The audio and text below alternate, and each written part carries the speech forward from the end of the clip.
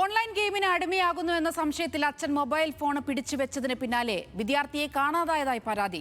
Kannur Chokli Ramavilasam higher secondary school വിദ്യാർത്ഥി ശിവസൂര്യയാണ് കാണാതായത്. ഞാൻ കാശിക്ക് പോകുന്നു എന്ന കുറിപ്പ് കുട്ടിയുടെ മുറിയിൽ നിന്ന് കണ്ടെത്തി. സംഭവത്തിൽ ചൊക്ലി പോലീസ് അന്വേഷണം ഊർജിതമാക്കിയിരിക്കുകയാണ്.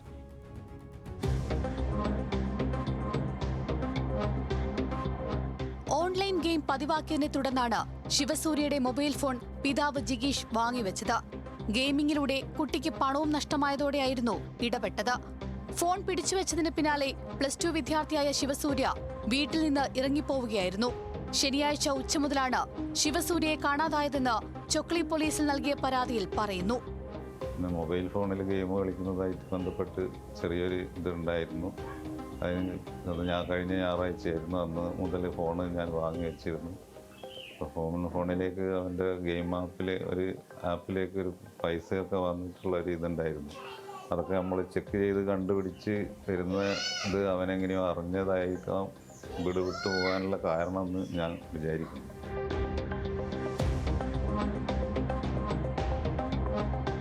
കാണാതായതിനെ തുടർന്ന് നടത്തിയ പരിശോധനയ്ക്കിടെ വീട്ടിലെ പഠനമുറിയിലെ മേശയിൽ നിന്ന് ഒരു കുറിപ്പ് കണ്ടെത്തി.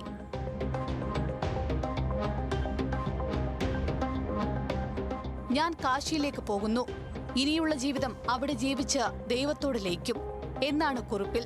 പിണക്കം മാറി മകൻ സുരക്ഷിതമായി തിരിച്ചെത്തുമെന്ന പ്രതീക്ഷയിലാണ് കുടുംബം. ശിവസൂര്യയെ കണ്ടെത്തുന്നതിനായി ചൊക്ലി പോലീസ് അന്വേഷണം ഊർജിതമാക്കിയിട്ടുണ്ട്. ന്യൂസ് മലയാളം, കണ്ണൂർ. ജാഗ്രതയോടെ പൂർണ്ണമാവുകയാണ്. നമസ്കാരം.